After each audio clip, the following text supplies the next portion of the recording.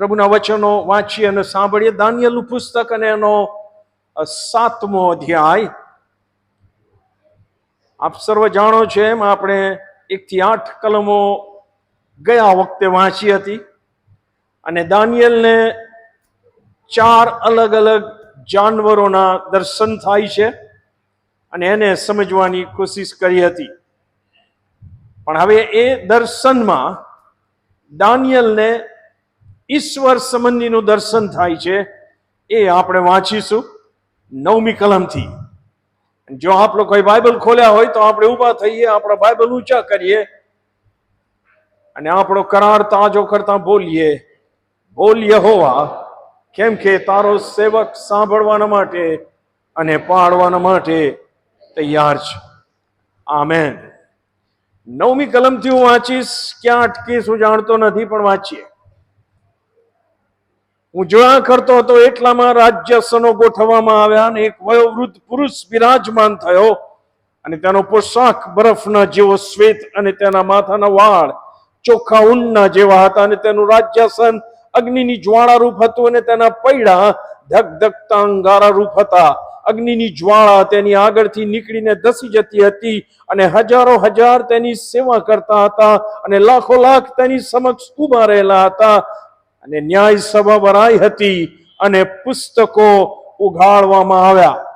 દાનિયેલને હવે ઈશ્વરના રાજ્યાસનનું દર્શન થાય છે, જેમ પ્રકટીકરણમાં યોહાનને થાય છે એમ. અને એણે રાજ્યાસન અને એની ઉપર બેઠેલા વયોવૃદ્ધ પુરુષને જોયા, જે પરમેશ્વર પિતા છે. આગળ શું થયું? 11મી કલમ. જે સિંગડું મોટી મોટી બડાઈની વાતો કરતું હતું. યાદ હશે, છેલ્લું ભયંકર જાનવર જેના માથા ઉપર 10 સિંગડા હતા, એમની મધ્યે એક નાનું બીજું સિંગડું ઉગ્યું એવી રીતે કે એણે બીજા 3ને ઉખેડી નાખ્યા અને એ નાનું સિંગડું એ બહુ મોટી મોટી બળાઈ મારતું હતું. હવે એ સિંગડા વિશે શું લખવામાં આવ્યું છે? જે સિંગડું મોટી મોટી બળાઈની વાતો કરતું હતું, તેના અવાજને લીધે હું તે વખતે જોયા કરતો હતો. એ જાનવરને, એટલે કે ચોથા જાનવરને મારી નાખવામાં આવ્યું અને તેનું શરીર નાશ પામ્યું અને તેને બાળી નાખવામાં આવ્યું. ત્યાં સુધી મેં જોયા કર્યું. બાકીના જાનવરોનો તો રાજ્યાધિકાર લઈ લેવામાં આવ્યો, પણ તેમની હયાતી એક સમય તથા એક કાળ સુધી કાયમ રાખવામાં આવી. રાતના સૌદર્શનોમાં હું જોતો હતો તો જુઓ, આકાશના મેઘો સાથે મનુષ્ય પુત્રના જેવો એક પુરુષ, ઈસુ ખ્રિસ્તનું દર્શન છે, પેલા વયોવૃદ્ધ પુરુષની પાસે આવ્યો અને તેઓ તેને તેની નજીક લાવ્યા અને તેને સત્તા, મહિમા તથા રાજ્ય આપવામાં આવ્યા કે જેથી બધા લોકો, પ્રજાઓ તથા સર્વ ભાષાઓ બોલનાર માણસો તેના તાબેદાર થાય, મનુષ્ય પુત્રના તાબેદાર થાય. અને તેની સત્તા સનાતન તથા અચળ છે અને તેનું રાજ્ય અવિનાશી છે. આ એણે જોયું. અને હવે એ સૌદર્શનોના ખુલાસા. 15મી કલમ. હું દાનિયેલ મારા મનમાં દુઃખી થયો અને મારા મગજના સૌદર્શનોથી હું ભયભીત થયો. જેઓ પાસે ઉભા રહ્યા હતા તેઓમાંના એકની પાસે જઈને મેં તેને આ સર્વ બાબતનો ખરો અર્થ પૂછ્યો અને તેણે તે મને કહ્યો અને આ વાતોનો ખુલાસો મારી આગળ કર્યો. આ 4 મોટા જાનવરો તો 4 રાજાઓ છે કે જેઓ પૃથ્વી પર ઉભા થશે, પણ પરાત પરના પવિત્રો રાજ્ય સંપાદન કરશે અને તે રાજ્ય સદા સર્વકાળ ભોગવશે. ત્યારે જે ચોથું, છેલ્લું જાનવર, તે બધા કરતા જુદું તથા અતિશય ભયંકર હતું, જેના દાંત લોઢાના અને જેના નખ પિત્તળના હતા અને જે ફાડી ખાતું, ભાંગીને ટુકડે ટુકડા કરતું અને બાકી રહેલાને પોતાના પગથી કચરી નાખતું હતું. તેનો ખરો અર્થ તથા તેના માથા પરના 10 શિંગડા તથા પેલું બીજું ફૂટી નીકળેલું શિંગડું કે જેના પ્રતાપથી 3 પડી ગયા, એટલે જે શિંગડાને આંખો તથા મોટી મોટી બળાઈની વાતો કરનાર મુખ હતું અને જે દેખાવમાં તેની સાથેના કરતા મજબૂત હતું, તેઓનો ખરો અર્થ જાણવાની મેં ઈચ્છા દર્શાવી. અને તે વયોવૃદ્ધ પુરુષ આવ્યો અને પરાત પરના પવિત્રોને ન્યાયાધિકાર આપવામાં આવ્યો, અને એવો વખત આવ્યો કે પવિત્રોને રાજ્ય પ્રાપ્ત થયું. ત્યાં સુધી એ જ સિંગડાએ, એટલે કે એ નાના સિંગડાએ પવિત્રોની સામે, ઈશ્વરના લોકોની સામે યુદ્ધ મચાવીને તેઓના ઉપર જય મેળવ્યો, તે હું જોયા કરતો હતો. વળી તેણે કહ્યું, ચોથું જાનવર પૃથ્વી પર એક ચોથું રાજ્ય થવાનું છે. તે બીજા બધા રાજ્યો કરતા જુદું થશે.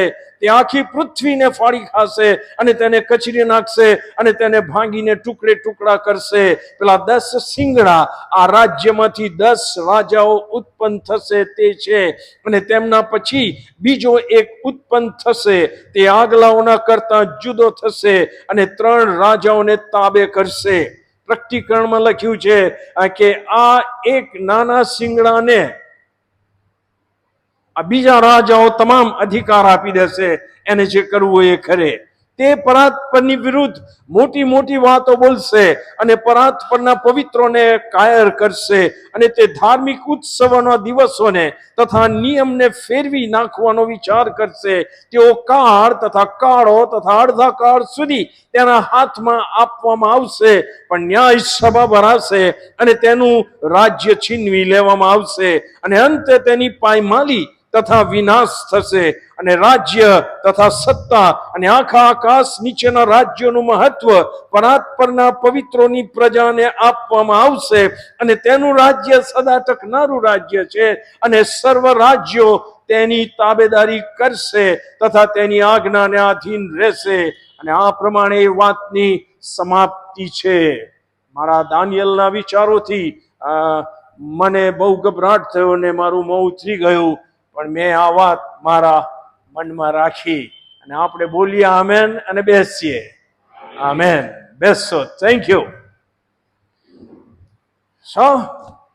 બધું અંદર ખુલાસા વાળું જ છે, અને એને આપણે ઇતિહાસની સાથે જોડવાની જરૂર છે, એને વધારે સમજવાના માટે. અને એક બીજું હું ઝેરોક્સ કરાવીને લાવ્યો છું, અને એ તમને આપવામાં આવશે. કમોન, જલ્દી.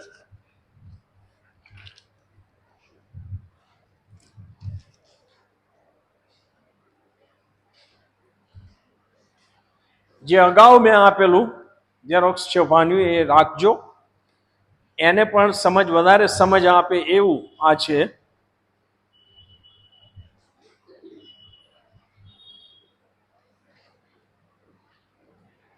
જેઓને ઇન્ટરેસ્ટ છે તમે તમારા મોબાઈલમાં, ફોન પર એનો ફોટો પાડીને રાખી શકો છો. જ્યારે ટાઈમ મળે વાંચી શકો છો. જરૂર નથી કે પેમ્પલેટ રાખવું.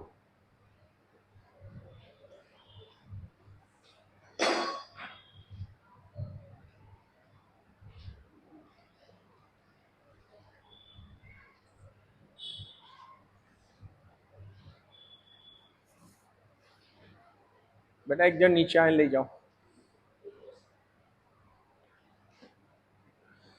હવે આ જે 7મા અધ્યાયનું દર્શન છે, એને નબુખાદનેસારને જે સ્વપ્ન આવેલું મોટી મૂર્તિનું, એને ધ્યાનમાં રાખીને આપણે સમજવાની કોશિશ કરીશું, કે જે ગયા વખતે આપણે શરૂઆત કરી હતી.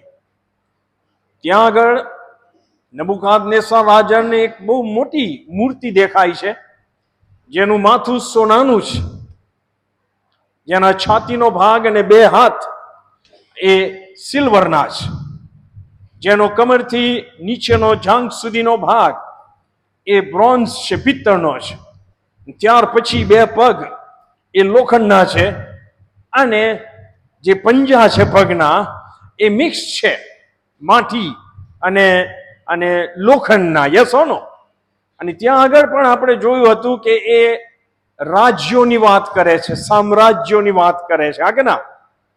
અને અહીંયા આગળ જ્યારે 7મા અધ્યાયમાં દાનિયેલને પ્રભુનું દર્શન થાય છે, અથવા એને જે દેખાય છે, એમાં પણ 4 પ્રાણીઓ દેખાય છે, જુદા જુદા. અને એ પ્રાણીઓનો ખુલાસો હું નથી આપતો, આપણે બાઇબલમાં જ વાંચ્યું કે આ 4 જુદા જુદા જાનવરો એ 4 રાજાઓ અને સામ્રાજ્યોને સૂચવે છે, હા કે ના? સો એને આપણે એ રીતે સમજવાની કોશિશ કરીએ.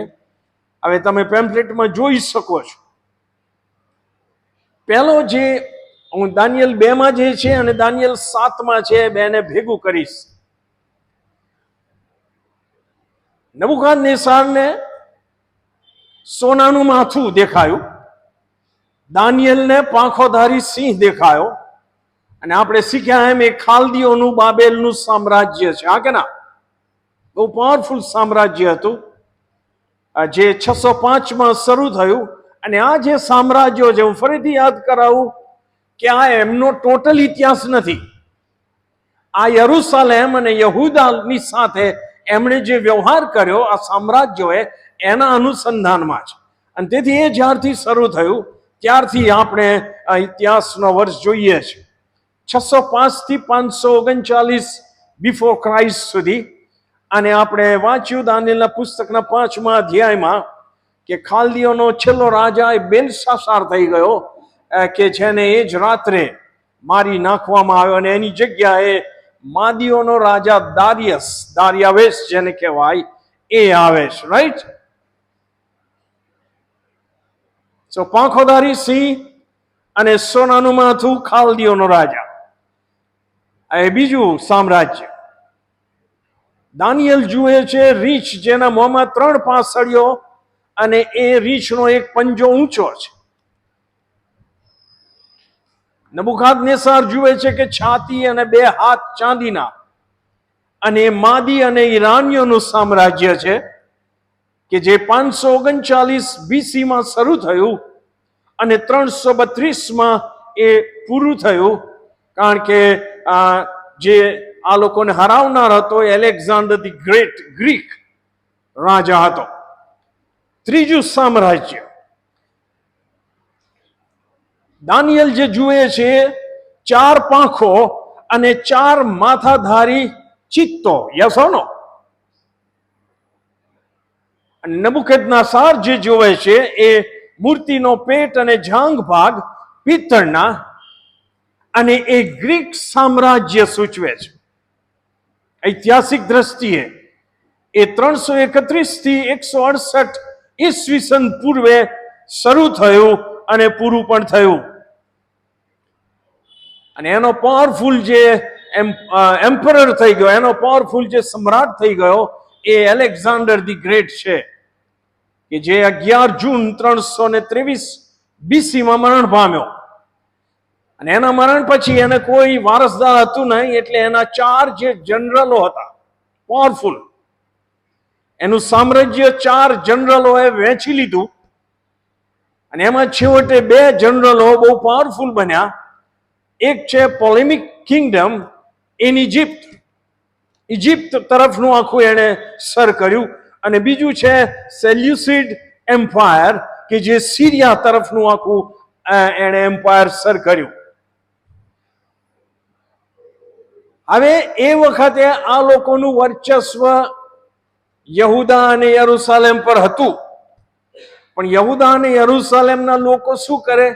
કોઈક વાર ઇજિપ્ત તરફ ઢળી જાય, એમની સહાય લે અને પેલા આમની વિરુદ્ધ બળવો કરે. કોઈક વાર પેલી બાજુ ઢળે અને આમની વિરુદ્ધ બળવો કરે. અને એવું ચાલ્યું ઘણા વર્ષો.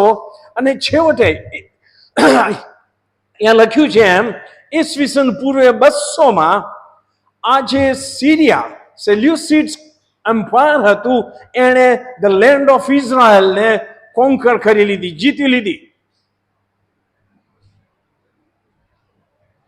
ત્યાર પછી એક રાજા આવે છે જેનું નામ છે અંત્યોકસ, અને એણે જ્યુઇશ રિલિજિયસ પ્રેક્ટિસ અને જ્યુઝ ઉપર ખાસા બધા પ્રતિબંધો મૂક્યા.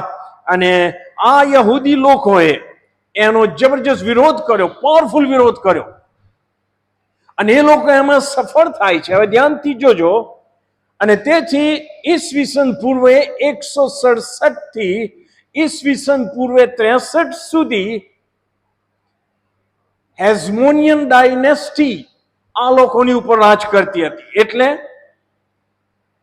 ગ્રીક સાથે સંકળાયેલા, પણ ગ્રીકનું પ્રભુત્વ, પણ આ લોકો યહૂદીઓ હતા.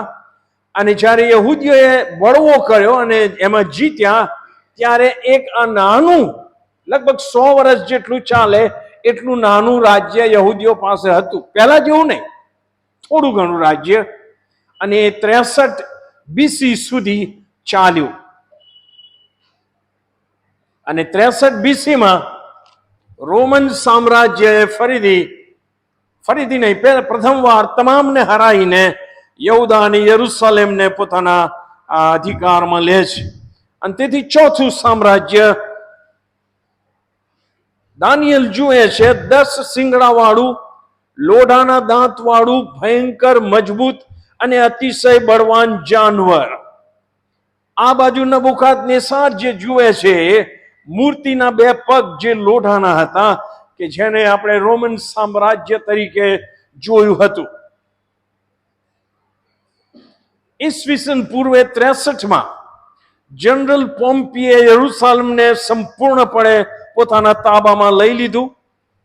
અને આપણે જાણીએ છીએ કે ત્યાર પછી 70ની સાલ સુધી રોમનોએ યહૂદા ઉપર રાજ કર્યું. અને એ સમય દરમિયાન ઈસુ ખ્રિસ્તનો જન્મ થયો, એમની જીવન, સેવા, મરણ, દફન, પુનરુત્થાન, સ્વર્ગારોહણ બધું રોમન સમ્રાટના અથવા રોમન સામ્રાજ્યના તાબામાં હતા ત્યારે થયું. ખ્રિસ્તી મંડળીનો વિરોધ થયો. 50 ના દિવસ પછી સતાવણી અને સંતોની શહાદત વધતી ગઈ.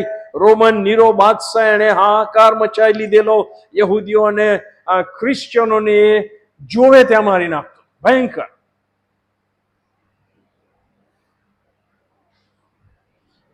પણ ઈસવીસન પૂર્વે 66ની સાલથી યહૂદીઓ વારંવાર બળવો કરતા હતા. અને તેથી 66 થી 73 સુધી રોમન સમ્રાટે એના જનરલો, કમાન્ડરો મોકલ્યા અને આ બળવો ડામી દેવાના માટે ખૂબ પ્રયત્નો કર્યા. અને 70ની સાલમાં, ઈસવીસન 70ની સાલ, હવે બીસી નથી, બિફોર ક્રાઇસ્ટ નહીં, ઈસવીસન 70માં યરુશલેમનું નગર, યરુશલેમનું મંદિર, યરુશલેમ નગરની દિવાલો, એ બધું જે ટાઇટસ જનરલ હતો એને ખલાસ કરી નાખ્યું. આપણે શીખ્યા હતા એ પ્રમાણે 135 AD માં એમ્પરર હેડ્રિયન, રોમન એમ્પરર, એણે યરુશલેમને ફરી બાંધ્યું. પણ એણે રોમન સિટી તરીકે એને બાંધ્યું. અને ત્યાં એણે પોતાના મકાનો બનાવ્યા અને બેઝિકલી મિલિટરી બેઝ જેવું એણે ત્યાં આગળ બનાવી દીધું હતું. યહૂદીઓને એણે હેરાન કર્યા હતા. ત્યાર પછી 312 AD માં તમને થશે કે રોમન કેથોલિક્સ કેમ વધારે છે જગતમાં? એનું કારણ ઈસવીસન 312 માં જે રોમન એમ્પરર કોન્સ્ટેન્ટાઇન હતો એ યુદ્ધના માટે જતો હતો અને કહેવાય છે કે એને આકાશમાં વાદળામાં ક્રોસ દેખાયો, વોટએવર, એને દર્શન કશુંક થયું અને એણે ક્રિશ્ચિયાનિટી અપનાવી. અને બીજા વર્ષે એણે ક્રિશ્ચિયાનિટીને રાજધર્મ બનાવ્યો. હવે રોમન સામ્રાજ્ય તો કેટલું મોટું હતું અને એણે જાહેર કર્યું કે બધાએ ક્રિશ્ચિયાનિટીને ફોલો કરવાની. અને એ શરૂ થયું. એણે લીગલાઇઝ કરી ક્રિશ્ચિયન પ્રેક્ટિસ અને પરિણામે જે ખ્રિસ્તીઓની સતાવણી થતી હતી એ બંધ થઈ, કારણ કે રોમન સામ્રાજ્ય ચારે બાજુ વિકસેલું હતું. પણ 395 AD માં આ રોમન સામ્રાજ્ય 2 ભાગમાં વહેંચાઈ ગયું, ઈસ્ટર્ન અને વેસ્ટર્ન. અને 476 AD માં વેસ્ટર્ન રોમન એમ્પાયર એ નાશ પામ્યું. ખાલી ઈસ્ટર્ન રોમન એમ્પાયર રહ્યું કે જે બેઝેન્ટાઇન એમ્પાયર તરીકે ઓળખાતું રહ્યું અને એ લાંબો સમય ચાલ્યું. અને તમે જો ઇઝરાયલનો પ્રવાસ કરશો તો ત્યાં તમને વારંવાર કહેવામાં આવશે કે આ બેઝેન્ટાઇન એમ્પાયરના વખતમાં આ ચર્ચ બનાવેલું હતું. યસ ઓર નો? આ વાસ્તવિકતા છે. તમને ખ્યાલ હોવો જોઈએ કે આ એની પાછળ આ છે. પણ હું સેજ આગળ લઈ જાઉં કે જે ઘૂંટીથી નીચેનો 10 આંગળીઓ, પગની પાટલીઓનો ભાગ એ નબૂકદનેસ્સરને દેખાય છે, અને એ લોઢા અને ચીકણી માટીનો હતો. આ બાજુ દાનિયેલને શું દેખાય છે? ચોથું જાનવર. તેની અગાઉના સર્વ પશુઓ કરતા તે જુદું હતું, અને તેને 10 શિંગડા હતા. આપણે શીખેલા 10 આંગળીઓ, યસ ઓર નો? તમને ખ્યાલ આવે છે કે નહીં? અંદર જોશો તો ખ્યાલ આવશે. મારી સામે જોઈ રહ્યા છો તો નહીં મજા આવે.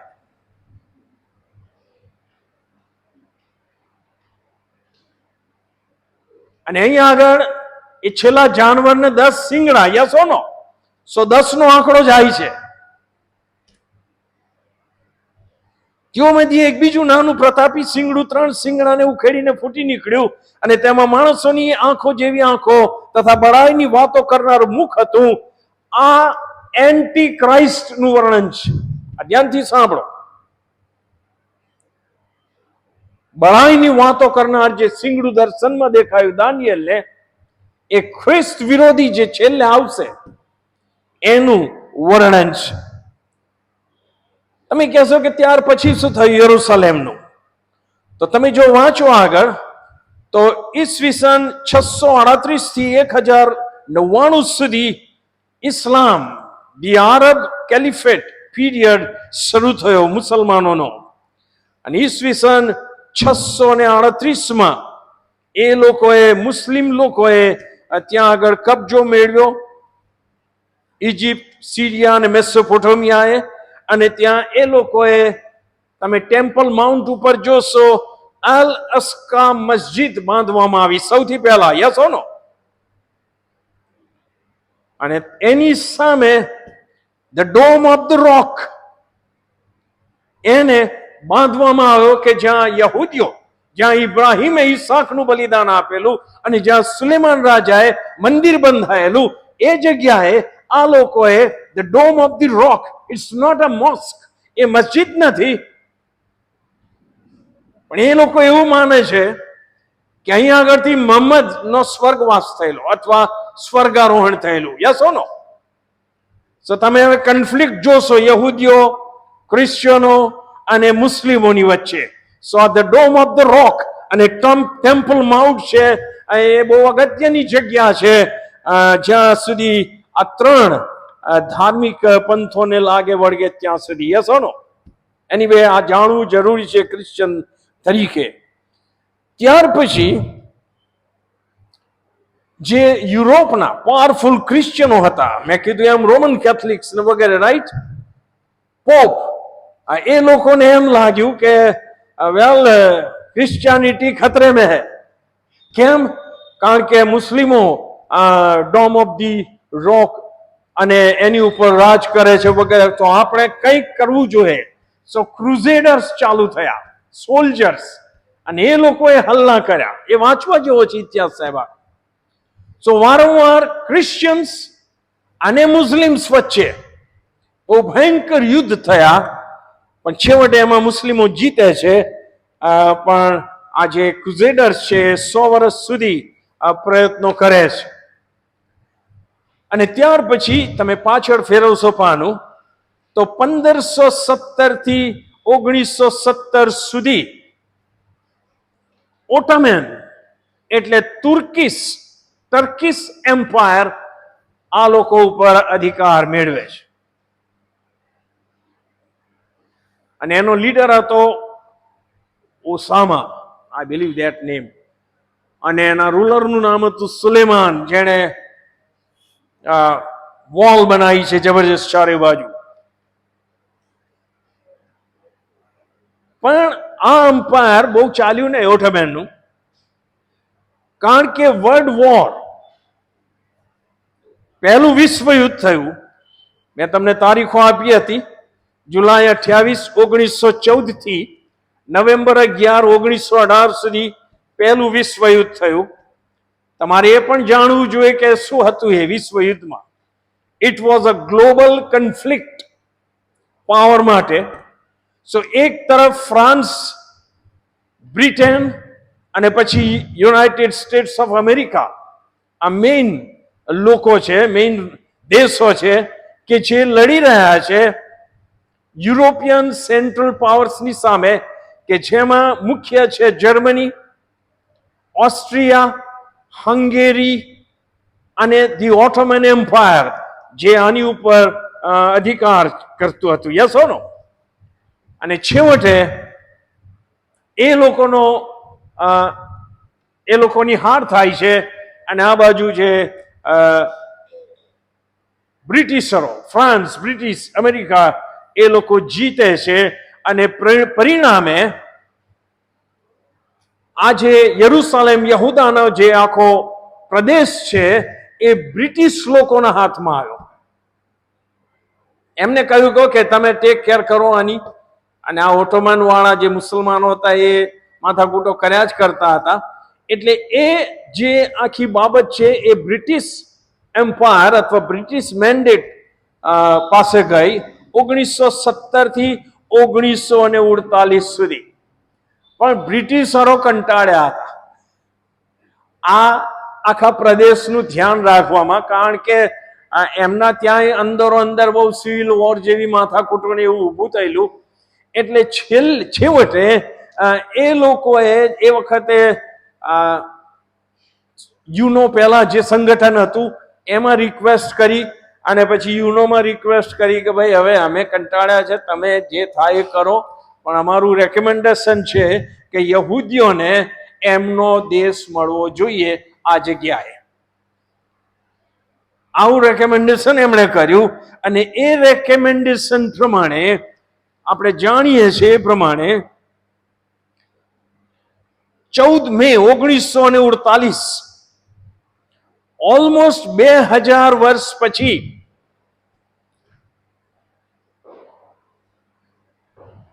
રોમનોએ પરમિશન આપી જ્યુઇશ સ્ટેટ માટે, અને એને જ્યુઇશ સ્ટેટ તરીકે જાહેર કર્યું, ઇઝરાયલ તરીકે. હા કે ના? તમે જો એ ક્યારે પોતાનું પ્રજાપણું અને પોતાની જમીન ખોઈ બેઠેલા? ઈસવીસન પૂર્વે 586 જ્યારે ખાલદીઓના રાજા નબુકદનેસ્સારે યરુશલેમનો ખાત્મો બોલાવેલો, રાઈટ?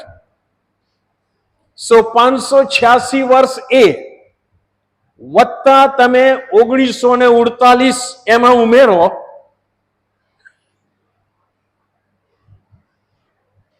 તો લગભગ 2500 વર્ષ પછી યહૂદીઓને એમનું નેશન મળ્યું. હા કે ના? અને મેં તમને શીખવેલું કે 14મી મે એમને જાહેર કર્યા, અને 15મી આજુબાજુના મુસલમાન કન્ટ્રીઝે એમના ઉપર હલ્લો કર્યો, અને એમાં પણ ઇઝરાયલ જીત્યું. અને તેથી યહૂદી લોકો કહે છે કે જો તમે ઈશ્વરમાં, યહોવામાં માનતા ના હોય, ઈશ્વરની પ્રજા તરીકે અમને માનતા ના હોય તો ઇઝરાયલમાં આવશો નહીં, કારણ કે અહીં તો રોજ અમે ચમત્કાર જોઈએ છીએ. Yes, it is true. ત્યાર પછી તો 66માં યુદ્ધ થયું. હમણાં તમે જુઓ છો હમાસનું એ માથાકૂટ થઈ, બધા આમ ટાંપીને બેસી રહ્યા છે, ખાઈ જઈએ પણ કોઈ ખાઈ શકતું નથી, હે ને? કારણ કે બધાની પાછળ ઈશ્વર છે.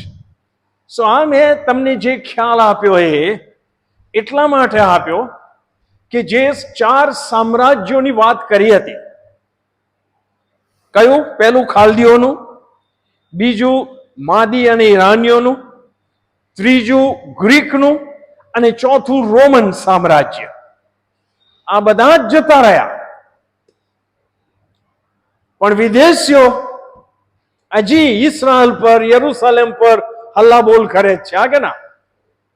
અને એ નબુકદનેસ્સારની એ 10 આંગળીઓ, યસ ઓર નો? અને દાનિયેલને જે દર્શન થાય છે એમાં ચોથું જાનવર. પણ છેલ્લે શું થશે? છેલ્લે શું થશે હજી થયું નથી. એ થશે જો અત્યાર સુધીની બધી વાસ્તવિકતા બની ચૂકી છે, તો જે છેલ્લે એ થશે, અને એ બાઇબલમાં આપવામાં આવ્યું છે. અને હું એ વાંચવા માંગુ છું. દાનિયેલનું પુસ્તક એનો 2 અધ્યાય એની 44 થી 45મી કલમ.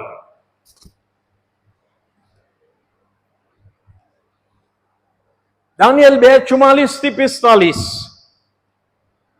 તે રાજાઓની કારકિર્દીમાં, એટલે કે જે વિદેશી રાજાઓ અને સામ્રાજ્યો ને બધા થઈ ગયા ત્યાર પછી, તે રાજાઓની કારકિર્દીમાં, એટલે હવે પછી પણ જે ગઠબંધનો થશે અને રાજાઓ અને સામ્રાજ્યો આવશે, એ બધાના અનુસંધાનમાં શું કહે છે? આકાશના ઈશ્વર એક રાજ્ય સ્થાપન કરશે જેનો નાશ કદી થશે નહીં, અને તેની હુકુમત તે આ સર્વ રાજ્યોને ભાંગીને ચૂરા કરીને તેમનો નાશ કરશે, અને તે સર્વકાળ ટકશે. અને કેવી રીતે એ આપ્યું છે 45મી કલમથી. આપે જોયું કે પેલી શિલા, તમને યાદ આવ્યો રોક નબુખાદનેસ્સારને 2 અધ્યાયમાં, અને કહે છે કે પર્વતમાંથી કોઈના હાથ અડકાયા વગર એક શિલા આવી, મતલબ કે સુપરનેચરલ ઇવેન્ટ થયો. અને એ શિલા, એ રોક પર્વતમાંથી કોઈ માણસના હાથ અડક્યા વગર કાપી કાઢવામાં આવી, અને તેણે લોઢાને, એટલે કે રોમન સામ્રાજ્ય, પિત્તળને, યસોનો એટલે કે ગ્રીક માટીને, રૂપાને, સોનાને ભાંગીને ચૂરેચૂરા કર્યા. તે ઉપરથી હવે પછી શું થવાનું છે તે મહાન ઈશ્વરે રાજાને વિદિત કર્યું છે. ચોક્કસ એ આપનું સ્વપ્ન છે, અને આ તેનો સાચો ખુલાસો છે, એમ દાનિયેલે નબુખાદનેસ્સારને રાજા ને કીધું. એનો અર્થ કે બાઇબલમાં બીજી જગ્યાએ લખવામાં આવ્યું છે કે જ્યારે તમામ રાજાઓ એક થઈને ગઠબંધન કરીને ઈશ્વરના લોકોની સામે આવશે, ત્યારે ઈસુ ખ્રિસ્ત પોતાના આગમનના પ્રભાવથી આ તમામને હલાવશે, એવું લખ્યું છે બાઇબલમાં. હું બતાવીશ તમને ધીમે ધીમે. એનો અર્થ કે જે શિલા, હાથ અડકાળ્યા વગર કાપી કઢાયેલી શિલા છે, જે તમામ વિદેશી સામ્રાજ્યોનો નાશ કરે છે અને કરશે, એ ઈસુ ખ્રિસ્ત છે, જે પુનરાગમન સમયે કરશે. એનો અર્થ એ થાય. યસ ઓર નો? હવે એ જ વાત દાનિયેલના 7મા અધ્યાયમાં પણ આપણને વાંચવા મળે છે. ત્યાં લખ્યું છે પ્રમાણે, ચોથા જાનવરના માથા પરના 10 શિંગડાઓ મધ્યે ફૂટી નીકળેલું એક બીજું નાનું પ્રતાપી શિંગડું, જેણે 3 શિંગડાને ઉખેડી નાખ્યા, અને જેમાં માણસની આંખો જેવી આંખો તથા બળાઈની વાતો કરનાર મુખ હતું. તે મેં લખ્યું છે એમ એન્ટી ક્રાઇસ્ટ છે. અને એનું શું થશે? તમે ખોલો મારી સાથે 7મો અધ્યાય દાનિયેલનું પુસ્તક, એની 11મી કલમ. દાનિયેલ 7 એની 11મી કલમ. જે શિંગડું, એન્ટી ક્રાઇસ્ટ, ખ્રિસ્ત વિરોધી, જે તમામ સામ્રાજ્યોનો ભેગા કરીને લીડર બનશે, જે શિંગડું મોટી મોટી બળાઈની વાતો કરતું હતું, તેના અવાજને લીધે હું તે વખતે જોયા કરતો હતો, અને એ જાનવરને, છેલ્લા જાનવરને છેક મારી નાખવામાં આવ્યું, અને તેનું શરીર નાશ પામ્યું, અને તેને બાળી નાખવામાં આવ્યું. ત્યાં સુધી તે મેં જોયા કર્યું. હવે તમે જો પ્રેક્ટિકલનું પુસ્તક એનો 19મો અધ્યાય અને 20મી કલમ વાંચો, તો ત્યાં લખ્યું છે કે ખ્રિસ્ત વિરોધીને અને જૂઠા પ્રબોધકોને અગ્નિની ખાઈમાં સદાકાળના માટે નાખી દેવામાં આવ્યા. યસ ઓર નો? સ્પષ્ટ લખ્યું ત્યાં. તો આ રીતે નાશ થશે એનો.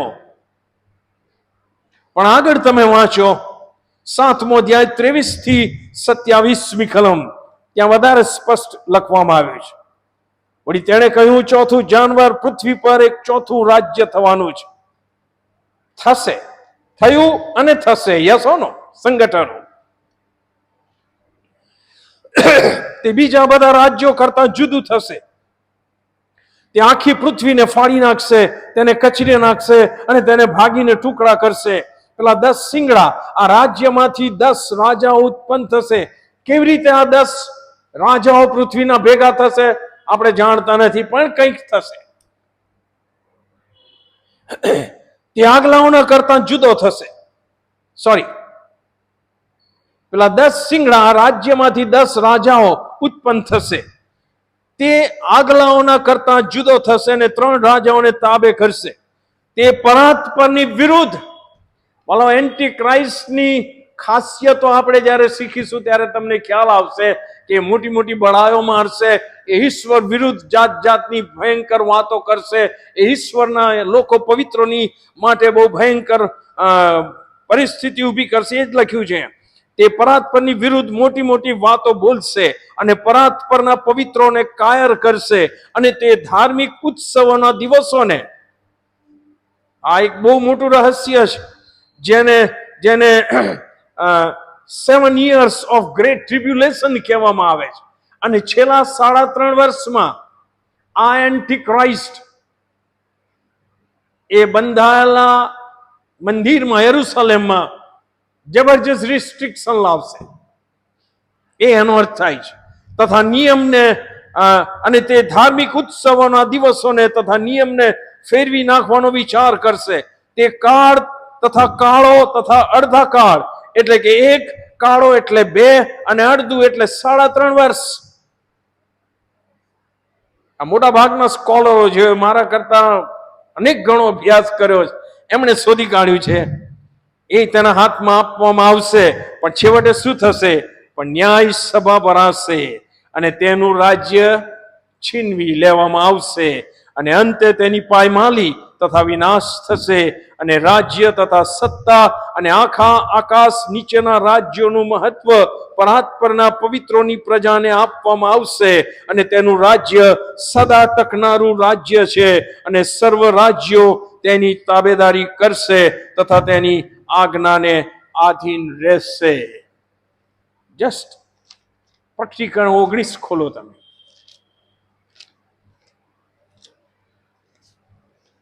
ઘણા બધા પેરેગ્રાફ છે, હું એક સાથે બધા નહીં આપું.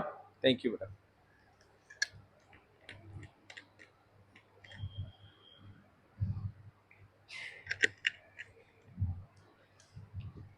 પ્રભુ ઈસુ ખ્રિસ્ત જ્યારે છેલ્લે આવશે ત્યારે શું થશે? ત્યાં લખ્યું છે 11મી કલમથી હું વાંચીશ.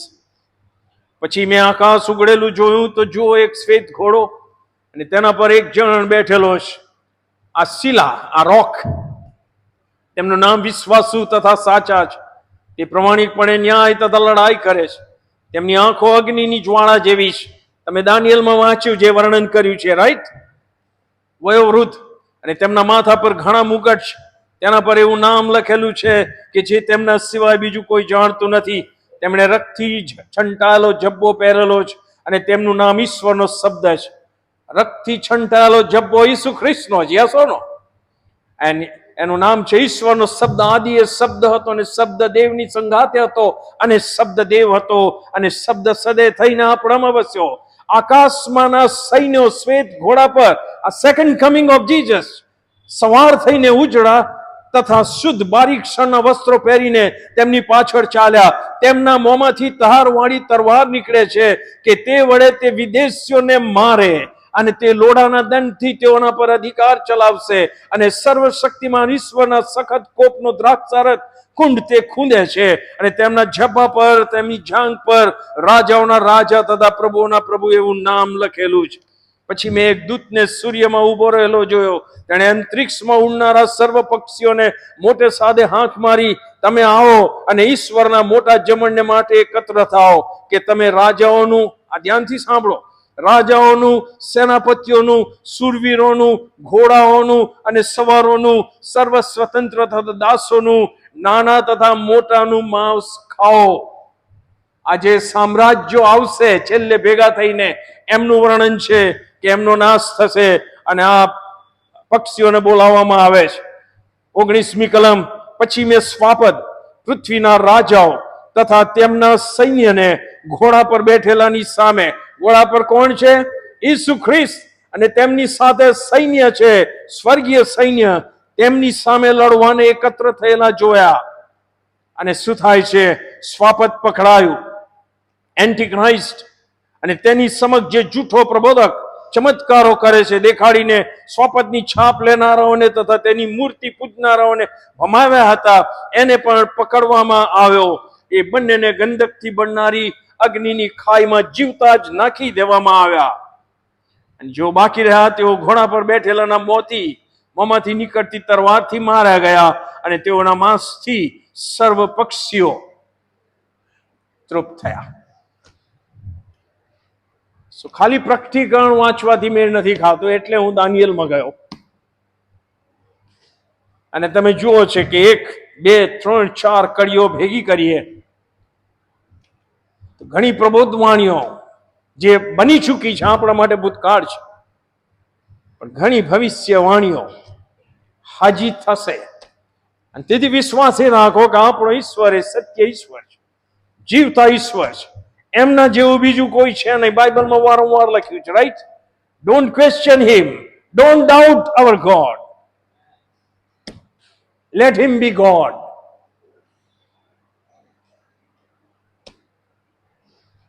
કારણ કે વચન આપનાર અને વચન પાડનાર પરમેશ્વર છે. તેથી જ્યારે ભવિષ્યવાણીઓ શીખીએ ત્યારે આપણો ઈશ્વર પરનો વિશ્વાસ વધવો જોઈએ. પ્રાર્થના કરીએ.